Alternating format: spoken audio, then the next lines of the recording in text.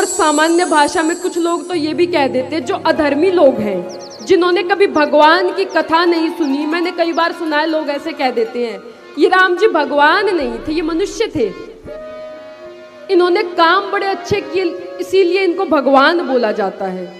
भगवान नहीं थे राम जी। अब कुछ लोग बोल देते हैं, अब वो बोल भी क्यों देते हैं? क्योंकि उन्हें भगवान की करुणा का नहीं पता।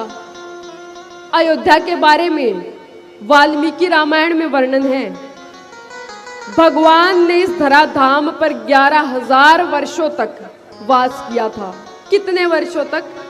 11,000 वर्षों तक भगवान राम जी के रूप में अयोध्या नगरी में विराजमान रहे थे। जब वैकुंठ गए तो अयोध्या में एक पेड़ भी नहीं बचा था, पेड़ छोड़ो एक घास भी नहीं बची थी। अयोध्या की घास को भी भगवान वैकुंठ ले गए थे। अब पूछने वालों ने तो ये भी पूछा, वैकुंठ कौन जाता है? जिसने सत्कर्म किए हो वो वैकुंठ जाता है। अब घास ने कौन से अच्छे कर्म किए थे? घास थी, कीट पतंगे थे, कीड़े मकोड़े थे, कुत्ता गधा भैंस सब कुछ होता है, लेकिन कुछ भी नहीं बचा था। भगवान सब कुछ ले गए थे। अयोध्या में क्या बचा? एक तो सरयू जी की धार में जल बचा और एक वहां की जमीन बची, बाकी सब कुछ भगवान श्री राम अपने साथ ले गए थे। बोलिए अयोध्या धाम की जय। भगवान श्री राम ने मनुष्य रूप में अवतार तो लिया, लेकिन पहचानने वाला पहचान भी जाता है। कथा आती है कि समुद्र पर सेतु का निर्माण किया जा रहा था। राम जी ने सेतु बनाया था ना, हम आज की भाषा में राम सेतु बोल देते हैं। इस सेतु का निर्माण किसने किया था? इस सेतु का निर्माण किया था नल ने। नल नील दो भाई थे, उनको एक वरदान था, यदि पत्थरों को स्पर्श करोगे तो पत्थर डूबेंगे नहीं। तो नल नील दो भाई थे, नल बड़े भैया थे। नल ने उस सेतु का निर्माण किया था। वाल्मीकि रामायण में वर्णन है, भगवान श्री राम ने उस सेतु का नाम रखा था नल सेतु। वो तो आज के समय में होता है कि बनाता कोई और है और नाम किसी और का रख देते हैं। भगवान मर्यादा के रक्षक थे। जब नल ने सेतु का निर्माण किया तो उस सेतु का नाम भी भगवान ने नल सेतु रखा। और उस समय पे भी एक कथा आती है, बंदर भालू बड़े बड़े पत्थरों को, चट्टानों को लेकर आ रहे थे, समुद्र में फेंक रहे थे। सेतु का निर्माण चल रहा था। उसी समय गिलहरी वहां आ जाती है। एक छोटी सी नन्ही सी गिलहरी थी। वो सोचती है भगवान श्री राम इस सेतु के ऊपर से गुजरेंगे। अब भालुओं का क्या है, भालू तो तैर कर चले जाएंगे, बंदर भी उछल कर चले जाएंगे। भगवान श्री राम अपने चरणों से इस सेतु को पार करेंगे। अब सेतु कैसे बना था? बड़ी बड़ी चट्टानें थी। टीवी में जब रामायण आती है तो देखते इतने इतने पत्थर दिखाई देते हैं, लेकिन क्या इतने इतने पत्थरों से सेतु बन जाएगा? सेतु कितना लंबा था? 1200 किलोमीटर का सेतु था और 120 किलोमीटर उसकी चौड़ाई थी। इतना बड़ा ये सेतु था, 1200 किलोमीटर लंबा। बंदर भालुओं ने कितने दिन में तैयार कर दिया था? कोई बताएगा? केवल 5 दिन में वो सेतु तैयार हो गया था बनकर। 5 दिन में भगवान श्री राम के तत्वाधान में वो सेतु बनकर तैयार हो गया, जो कि 1200 किलोमीटर लंबा था और 120 किलोमीटर चौड़ा था। गिलहरी आती है, सोचती है मेरे प्रभु इन पत्थरों पर पांव रखेंगे, कहीं पांव में मोच ना आ जाए, तो मैं भी सहायता करती हूँ। गिलहरी जाती है, समुद्र में डुबकी लगाती है। समुद्र के किनारे रेत था, बालू रेत होता है।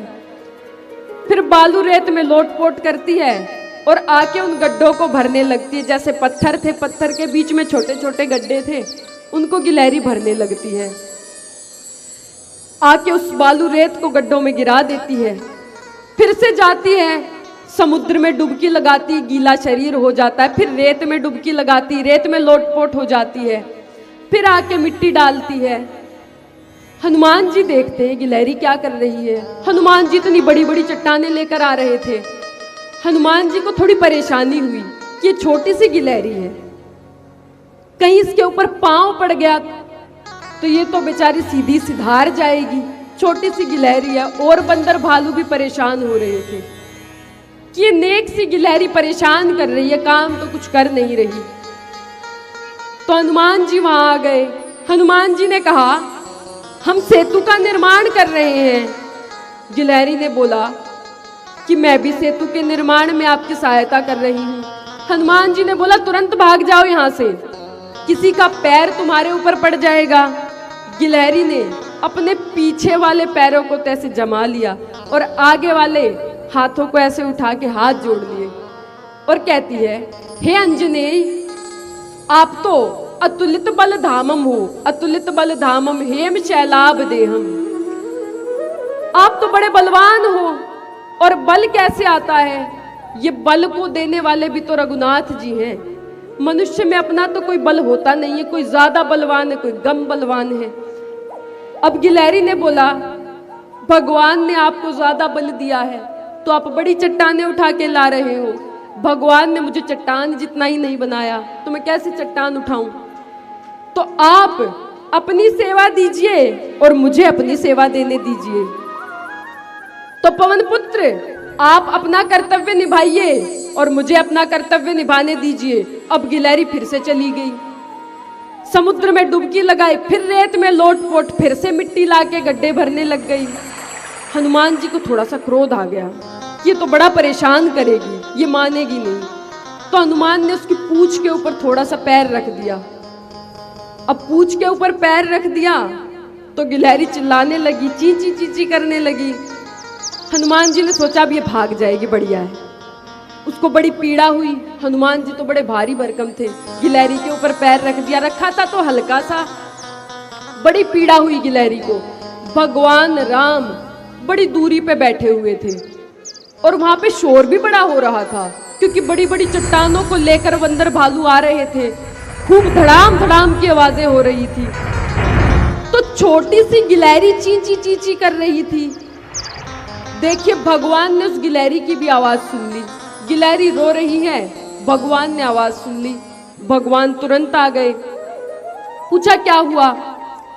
तो अब कथा सुनाई गई कि रघुनाथ जी, मैं तो अपनी सेवा दे रही थी सेतु निर्माण में, गिलहरी रो रही है क्योंकि हनुमान जी ने पूंछ पे पैर रख दिया, बड़ी पीड़ा हो रही है। छोटी सी गिलहरी थी, रघुनाथ जी ने अपने हाथ में उठा लिया और अपने कर कमलों का जैसे ही स्पर्श किया, गिलहरी की सारी पीड़ा दूर हो गई। और भगवान ने उस गिलहरी के ऊपर अपने हाथ फेरे। आज भी यदि गिलहरी को देखोगे ना, उसके ऊपर एक काला काला सा निशान दिखेगा आपको।